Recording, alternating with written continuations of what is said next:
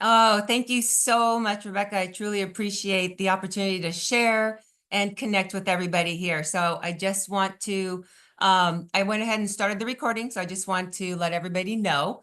And I look forward, and please, like, if I'm going too fast or if there's something confusing, please send a question in the chat for me to clarify, because I don't want you to feel lost. And then anything that's personal, I will stop the recording at the end so that you can ask questions and they're not going to be recorded. So I just wanted to let you know. So thank you so much. So yes, this is me, Dr. Natasha Nelson, been in South Bay for 24 years. So, and actually I did workshops for the Cancer Wellness Center when back in the day when the office was in Redondo. So that's how I reconnected with the group here. So I'm glad to be here. So let me make sure, having a moment where all right, well, a little tech help here because my screen is not moving. Pressing the buttons. Do you want to press escape and then press full screen again? Or you can press the next button next to the one of All right, 26? I'll do it. I'm not sure why, if it's full screen, it wasn't working. Let me try it again. There we go. Okay, there it is. All right, great. So just a little, this is me. I just wanted to just kind of share a little bit about my background. So if you had been in South Bay, the Burrell House on PCH and Burrell there was my very first chiropractic office. Maybe you'd met me before there. I've been in practice. I had a private practice for 17 years. So I'm a chiropractor by trade. I have a master's in spiritual psychology and a degree in functional nutrition as well. So I came down to play beach volleyball professionally and thought I was going to be here for, a couple years and move back to California, Northern California. And it's been 24 years and I'm still here. So that's my daughter in the middle there. And that's the book that I wrote on my healing journey through life. So just wanted to share all these different parts about me and how I ended up staying here and being here and collecting all the information in my head.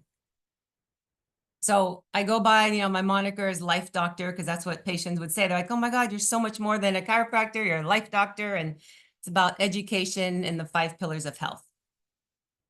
So I want to talk about, I talk about nutrition, and it's really a lot more than just food. And it's really about energy, because I always think about that's the whole point of food. Food provides energy for the body.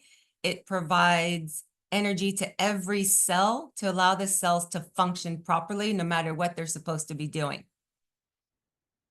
So, so I want to start here, and you can just, throw it in the chat and let me know, like, who here feels confused or overwhelmed by food and nutrition?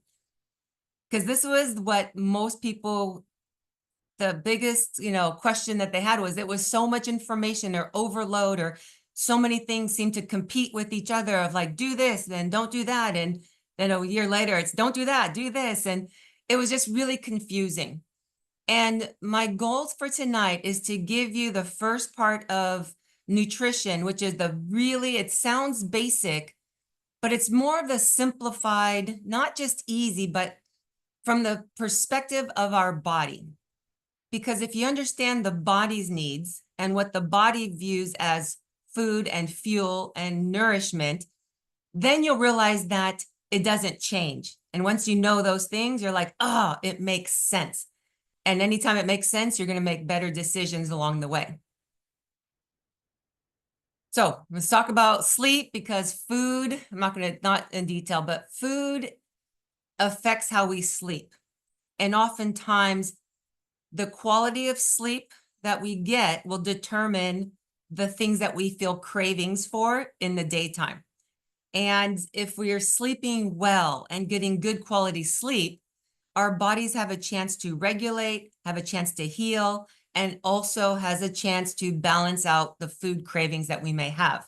So we'll talk about that in one of the future talks, but just wanted to plant the seed now that we are going to talk about that. So when I talk about nutrition, and when I talk about all 5 pillars of health, nutrition is number 2. And it's about the nutrition, it's about chemicals, it's about everything that goes in our body and how to discern it and understand it and make sense for the long term. And this is everything from foods, medications, liquid, air, beauty products. They all play a role with nutrition because they play a role to how to know how to use nutrition based on what other things are impacting your body. So I just throw this out there because I think we kind of know it. And as much as we want to be, trusting of the food industry, there's really, some industries and companies are not deserving of our trust. And I'm going to talk about that when I go into the labels. Sorry. So I want to start here with how many food groups. And it sounds so easy and basic, right? Like how many food groups are there? But this is one of those questions where if you think about it, if you were to yell out the answer, I would start to get an idea of how old you are because it depends on when you went to school.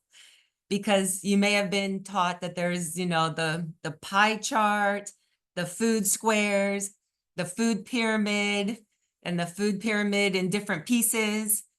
So you can throw it in the chat because I think I can read them as you go, but I just wanted to hear and like think about how many food groups are there? You might be like 4, 5, 6, 7. Do we hear 8? Do we hear 8? No. The answer is 3. There are 3 food groups and only 3 food groups. And when I explain the food groups from the perspective of your body, it will make sense. So protein, the building blocks of every muscle, the tendons, the hormones, organs in the body, everything is derived. You need protein for the building blocks and the amino acids. So protein is a steak, it's fish, it's eggs. What your body is able to utilize are the amino acids. So you eat a steak, your body can't just absorb steak. It breaks it down into the amino acids, and your body uses those at the cellular level. And that's how your body uses the protein and delivers it every day to the body, parts of the body that you need. The second food group is carbohydrates. And these are going to be, the carbohydrates are about the energy. What provides energy to the cell to be able to function? Every cell has a component called the mitochondria, which is like the powerhouse. It's the engine. It's what your metabolism, how the body is able to do what it's supposed to do is based on how much energy it has. So carbohydrates breaks down into glucose. Every cell absorbs the glucose to provide energy for your body. And something that can be a complex carbohydrate or simple carbohydrate is really based on how many glucose molecules are all lined up in a chain. So fruit, fruit juice, it's a quick sugar. It's going to be maybe 1 to 4 glucose, like sugar molecules in a chain. So your body can break it down quickly and use the energy. Complex carbohydrates are a long chain, and you can have as many as like 28 to 29 sugar glucose molecules in things like whole grains, steel cut oats, things that are very not processed, but in their natural state have a lot of the carbohydrates that allow for sustained energy that breaks down over time without spiking the blood sugars. So this is where, not so much anymore, I don't think, but for, I grew up and it was like, oh, sugar is bad, carbohydrates bad. No, sugar good, sugar bad, natural sugar good, natural sugar bad. Like there's so much information and misinformation that it gets a bad rap and we don't understand the purpose of carbohydrates. And the third food group are the fats and the oils. And those break down to lipids. Lipids and the oils are the building blocks of your immune system and hormones. But it's the majority of your brain tissue and nerves, the nervous system, is made up of fats and oils, but specifically around the nerves and around the muscles is like it's a layer, it's a protective layer. Think about lipids like bubble wrap. So when you are bubble wrapping things to send it in the mail, that would be the lipids, like how your body utilizes them to protect your organs and protect the parts of your body. But even beyond that, if anybody took biology, you might remember that term called a phospholipid bilayer. And what that means is the word lipid is in there, the word bilayer, so bi means two. So every cell of your body has a protective barrier. So if you visualize, like a strand of grapes, and you think about the grape skin, that's what the phospholipid bilayer is of your cell. It's like this grape skin. And the reason that is so important is that's what helps keep the cells healthy, keeps them hydrated, keeps all the stuff that's supposed to be inside, but it's also the protective barrier to prevent toxins from getting inside the cell, because the DNA lives inside of our cells and our mitochondria and all a bunch of other things that when toxins get in there can damage them. And so fats and oils are parts of the natural way our body has to protect itself from the environment of things around us and things that get into our system. So yes, salmon, avocados, eggs, the actual egg yolk is actually where the oils are. Coconut, the oils, we know what they are, they're there. And usually we cook them out of the food that we need to keep them for our body to absorb them. So those are the three food groups. I want to just take a moment and check that this makes sense. If anybody has any questions on these three food groups. But before, as you go ahead and just type it in the chat, somebody's going to ask about dairy. They're like, well, what about dairy? Dairy's a food group. No, dairy is a convenient package for all three food groups. So if you have a glass of milk, whether it's as a baby and we're breastfeeding or it's a yogurt, it's going to have protein, carbohydrates, and fats in it. And so one of the ways to know really, discerning food groups is think about if you cut out dairy, if there are people who are like, I'm not going to eat anything dairy, are they going to develop disease or cause, any type of physical trauma in their body? And the answer is no, because you can eat other things. If you cut out one of these three fundamental food groups, are you going to cause dis-ease in the body? And the answer is yes. And to your body, this is what it needs. Now, how it gets it is different for every person, but it always breaks down to those three food groups, and that's it. So I want to just make sure if there are any questions, Rebecca, because I can't see any chat. So I want to make sure. None so far. Thank you, Okay. Dr. Nelson. All right, perfect. Moving on. So how many of you, we've all had this, right? You buy bananas, you're like, oh, I'm going to buy a bunch of them and they're kind of green, and put them on the counter, and all of a sudden you're like, oh, it's perfect, but they're a little yellow, and you're like, I can't eat them all. And then they kind of turn spotted brown, and then they get to the point and you're like, I'm just making banana bread because I'm not eating them. And the process of food going from green to ripen to rot, if anybody knows what that is, you're like, what makes food change? And those are actually enzymes. So the three food groups, I made the point of saying they break down. So if you eat a steak, it breaks down to the protein goes to the amino acids, carbohydrates to glucose, and fats to lipids. Well, inherent in food are the enzymes required for the process of breaking it down. Because your body makes enzymes and has some enzymes in it, but it's actually already in the food when food is in its whole form, when it's natural. It has everything it needs to break down. So when we eat those foods, you're actually helping the body break it down so that your body can absorb it. And food that gets modified is modified to give it a shelf life. And how they do that is they take out a lot of the enzymes of the food, because now it will slow down the process of it going through its ripening and then rotting stages. And so food with a shelf life, because we've all been to Costco and we've all kind of looked at those big pallets. And if you look up, you start to go, dang, that's a lot of food. It's a lot of food up there. I wonder how long it stays up there. And then the time in your shelf, the time at home, and then it has a few more years.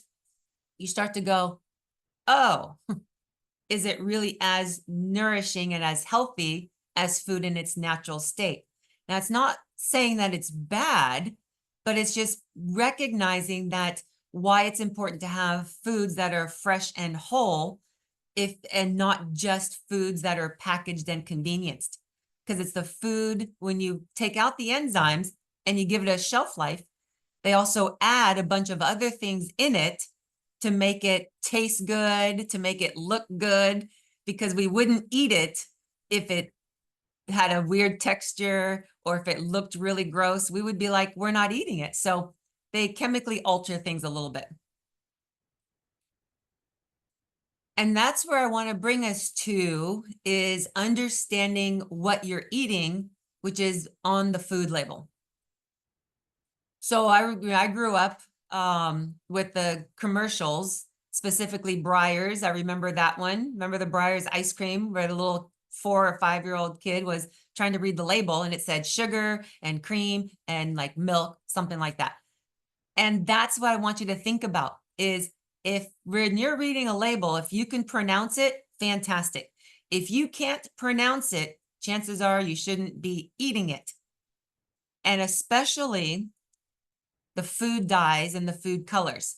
And I think I wrote it on here. Yes, specifically, it's actually red dye number 5 and yellow 40, I believe. Because that's the most common colors that they use for like Cheetos and Doritos, and the ones that stain the fingers and they stain the tongue. Well, they also,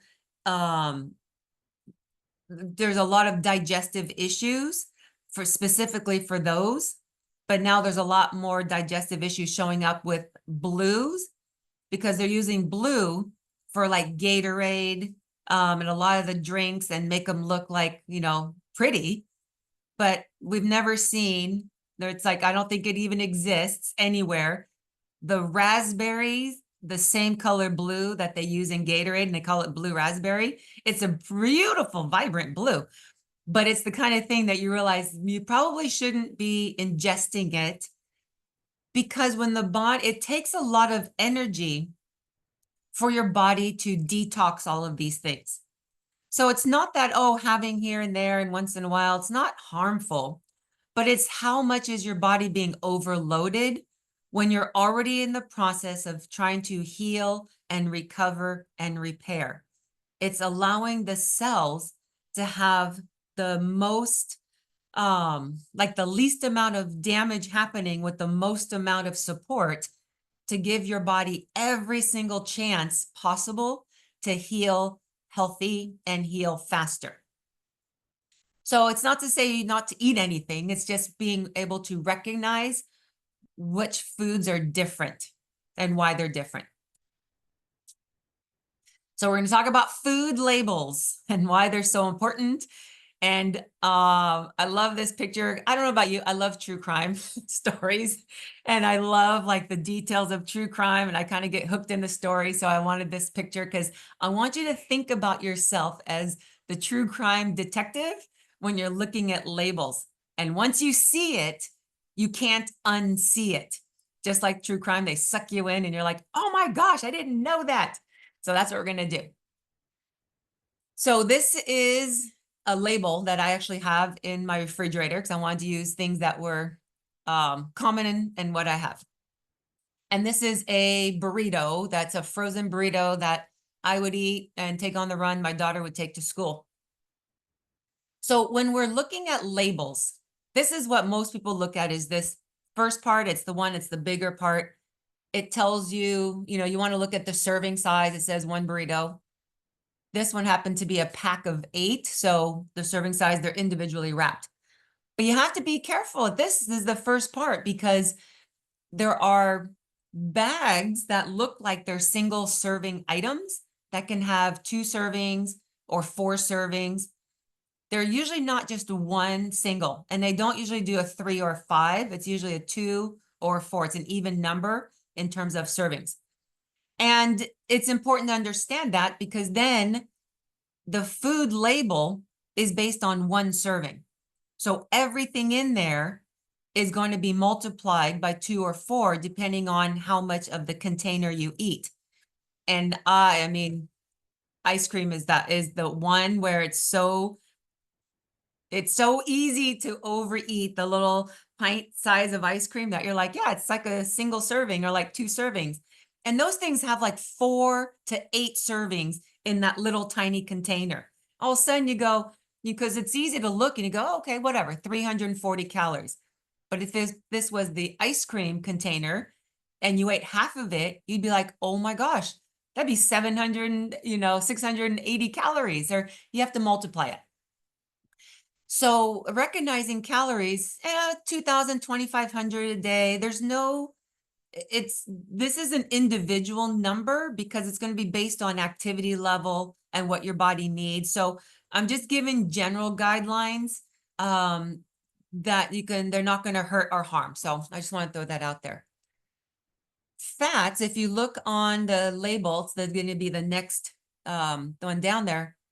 Total fats, you want to have about 40 grams a day, but you don't want to get them from a packaged food. You actually want those from individual healthy oils and not the ones that you cook in, because when you cook them, it actually changes their structure.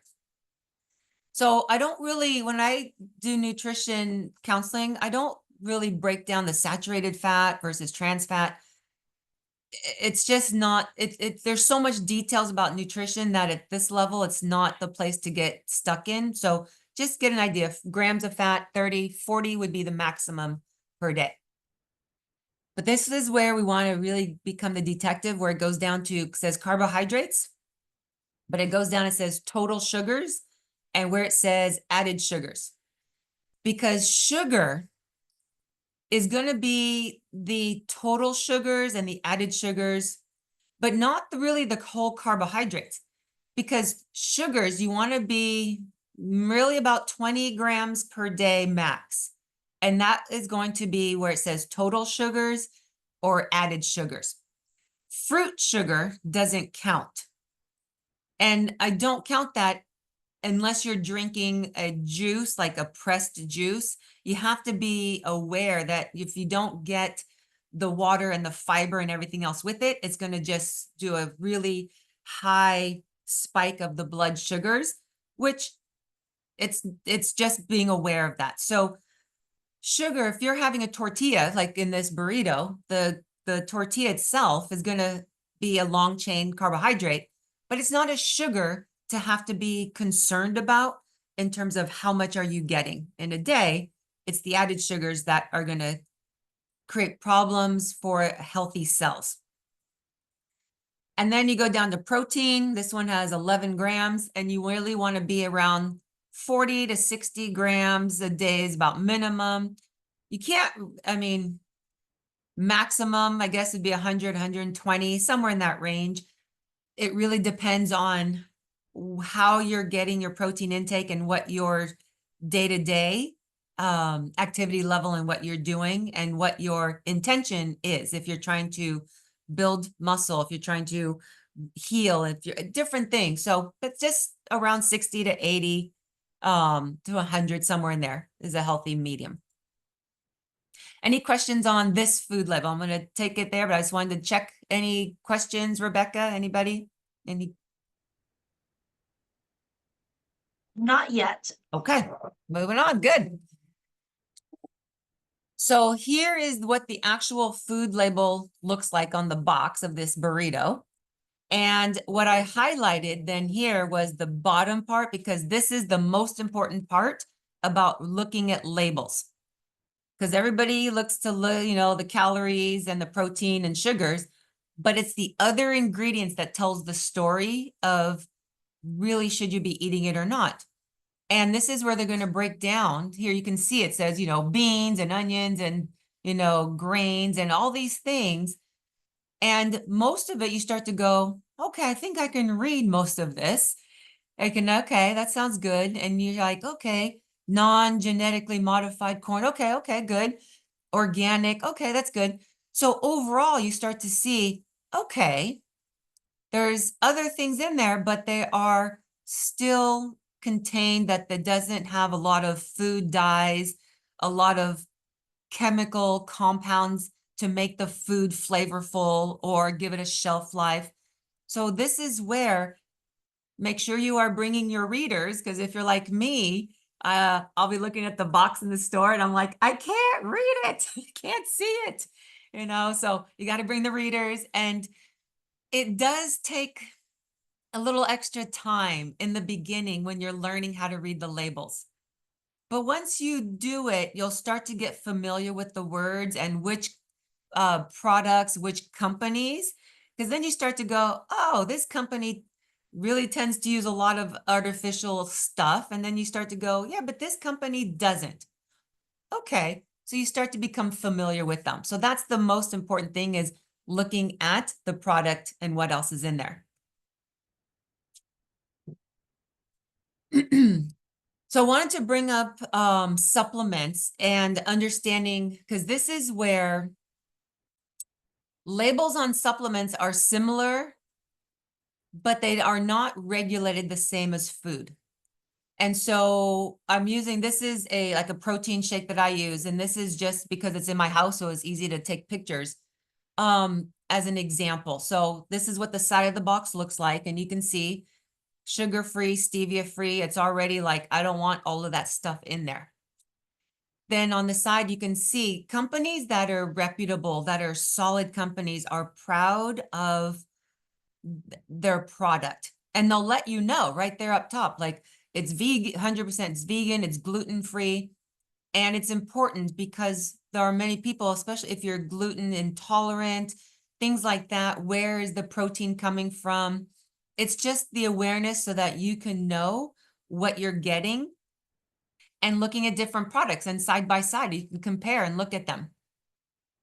And then here is the like the whole site, the label of the supplements. And you start to go, okay, it kind of looks the same as any other product. You're like, okay, you got some vitamins, you got, you know, some fats, some calories, and it can seem overwhelming because they all kind of look the same. But this is where you start to know what supplement companies are going to be better. It's not about what's in them, it's about what's not in them. And the companies that are reputable and solid and good ingredients will actually put it on the side of their package and tell you, like, so back to this other ingredients, like I said, look for, and it'll tell you right here, there's no MSG, right? There's no, they use monk fruit extract and not sugar or artificial sweeteners or aspartame or things like that. And also it'll tell you specifically they do not use. So it's like they're letting you know we are excluding the wheat and the gluten and the yeast and soy and all of those things that are fillers. And so this is where the cheaper the product, it's because they're using a lot of fillers in it to make it taste good, fill the box, but it's not quality. It may not harm you, but it's not going to help you. It's not, it's like, so the reason I have the problem is that if you are taking supplements thinking that they are doing something good for you and they are not, they give you kind of a false sense of you're doing something good. And recognizing the labels of understanding good quality, and this is where it starts. So I don't have a preference. If you go to Lazy Acres, if you go to like Whole Foods, their 365 brand is actually really good. Whether it's food, they're frozen, they're supplements. I don't have specific supplement recommendations because those are going to be very specific based on where you are on your healing journey. Because there are supplements you do not want to take based on treatments that you're taking. Because even though they're good for you, they can interfere with treatment protocols. So this is where you really want to make sure that talking with a doctor, talking with somebody who understands nutrition to know what you should be supplementing with. A protein shake, is one of those where probably everybody, even no matter what part of the treatment you may be going through, just getting good nourishment, a good solid protein shake without all the extra junk in it is going to be beneficial because it's going to be easy to absorb and easy to digest and easy for your body to use. Other than that, I don't give supplement recommendations specific because they're so specific to every person. So I'm just looking, because I can see a few faces. So I want to make sure that this is making sense. And if there are any questions, We do have a couple Okay. of questions. great. So for the protein drink, you mentioned about it being stevia free. Why is it important to be stevia free? I thought stevia was okay. What about allulose? Okay. So great question. Those are going to be the gray zones. There's nothing wrong or bad with stevia. You can have it. I use it. I tend to not like it, so I get products without it. It has a little bit of a bitter taste for me. If you're going to use stevia, make sure that it's organic. And this is where organic is going to be a big favorite word of part of what you shop for, because organic and non-organic are very different. So if you stevia that's organic is just going to be the powdered from the plant. If it's not organic, it may have other things in it. Allulose is a sugar alcohol, which it depends on how it's processed. So if it's organic, and I use that too, and because I'll use monk fruit, and monk fruit sometimes has allulose with it. So it's just the sugar alcohol, and that's fine. And because it doesn't spike the blood sugar and it doesn't interfere with bacteria and yeast and things like that, which is why sugar, it should be limited to how much you're getting because it'll alter the body. I want to make sure I answered the question because I can't see it. Did I answer the question? Was that the parts? Stevia, Yes. allulose? Okay. That's stevia free and allulose. The second question is, are seed oils like sunflower and xanthan gum problematic? So sunflower oil, it's like, it is part of the gray zone of, do you want to get, nut oils? And this is where it's looking at, they use, you're going to get some in there. It's going to be cooking the oil. You don't want the cheap, like the lard and the, all the, canola oils. The closer you are to the seed, the nut, or the olive, the better it's going to be. Coconut, things like that. It's the heating process of a lot of the oils that's actually what causes a lot of the problems, because the heating it is what alters it. And so this is where it's a little bit technical, where I would say it's kind of on the bottom of the list of what to pay attention to. Because if you are getting things that are organic and you are eating them whole as possible, obviously you have to cook the food. You can't eat everything raw. But if you're cooking, then use the nut oil, coconut oil, things that are just a little bit more solid in the heating process. So, I prefer, sunflower is it's not at the top quality of my favorites. It's just kind of the thing that I just kind of like, okay, I'll overlook that one for the other things. Xanthan gum in itself is not the issue. There are a lot of people who don't tolerate it though very well. It can cause irritation. So what they use in chewing gum and things like that too. So it can cause an irritation of the lining of the stomach for some people who are sensitive to just who have digestive issues. The xanthan gum is found in everything, so you got to be aware of that. but it's also what creates the stability for supplement protein bars and powders. Most of them are going to have that in them. Does that answer? Does that help? Thank you. Yes, Okay. there was just another comment. I think this supplement maybe you're showing has sunflower oil. I think that's where the question came from as well. Yeah. Yeah. And this is where, you know, I start to look at supplements by definition should supplement food and not be sole source of nourishment. And it should just be something that you use on the go. I use a protein shake while I'm, working out, or if I keep it in my car, in case of emergency, bars and shakes. And it's just to supplement, but it shouldn't be the actual meal and replacements. Yeah, I know. It's like, it's tough. And this is where nutrition, why it can feel so overwhelming, because it is really difficult to make everything perfect and have the perfect nutrition, the perfect diet, the perfect food. But it's about understanding where you can make choices and have some of the best options available. And then you start to go with, well, if I do really well on the majority, then okay, the little bit on the end, okay, not so bad. So it's a numbers game. It's kind of an overall. So you do your best, and then you realize you do your best, and that's all you can do. And doing the best you can doesn't mean try to be perfect. It's not going to harm you for getting a little this and that here and there, but just look at the overall picture. Thank you. I think that's really poignant. There's also another question is, can you recommend a protein powder for someone in remission? Yes.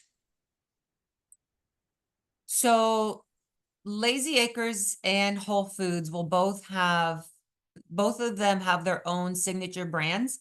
And if you stick to an organic and a pea or rice protein, you want to make sure that there's no soy, specifically soy. And if it's organic, it's not going to have the dyes and colors and artificial things in there. But soy is an endocrine interrupter. So you really want to make sure that that is one of those, like, a no. Whey protein, it's kind of middle of the road. It's kind of it's dairy. So some people can have intolerances to it. So that's why I recommend a pea and a rice protein, either one of those, and make sure it's organic. Like I said, Lazy Acres and Whole Foods. Doesn't mean that they're the only ones that carry it. They're just easy access. I have things that companies I work with, because different companies have each ones have different products that I really like. So if that's something you want more specific, that would be, you can email me or reach out to me, and I can highlight some better things that are specific for you. Wonderful. There's one more question, but I'm not going to say it correctly, so we're going to wait to the end of the presentation. You can read it correctly. Okay. Thank you. Yeah, sure. So this is where I really wanted to, highlight becoming a discerning detective in organic, because it really highlights organic about what's in the food and really what's on the food, how it's grown, how it's processed, how it's shipped, and especially foods that we don't cook, when they're raw. And the rule of thumb is if they put things on there that are pesticides so that the bugs won't eat it, you shouldn't either. And I made a post on my social media, because I shop at Trader Joe's. I love Trader Joe's. But on the box of nectarines that they had, it actually showed the label of the chemicals that they use for the shipping process. And I was in shock that they actually showed the box and showed the label, so that it's just being aware that what you are buying.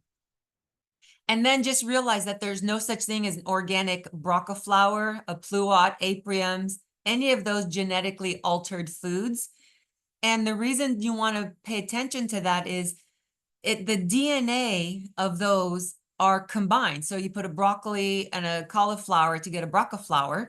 And while they look pretty and all these new, things taste fun and they're great, and they're the DNA we don't know yet. We don't know what they're going to do to the body. And they might be fine, but for some, if the body's immune system is already in a weakened state, you don't want foreign DNA triggering an immune response and inflammation. So animals are smart enough, they don't eat genetically altered berries. So I feel like we shouldn't either. Just kind of doesn't mean can't be perfect and can't go out to eat. It's just, if what you eat at home is fundamentally solid, then you minimize the chances of other things happening. So you can be out with friends and go out and have something on Saturday if what you eat at home is solid. Oh, so that's the end of my presentation. I wanted to just where you can find more information. That's my QR code for my website. I do have a podcast called Unleash Your Life Force, and it's on Spotify, Amazon, and I do it. I put everything on YouTube as well. Everything about health. They're about 20-minute segments, anything about health. And if you're interested, go find it, love it, leave me a comment, subscribe, everything, all those good fun things. And this is where I'm going to stop here the recording.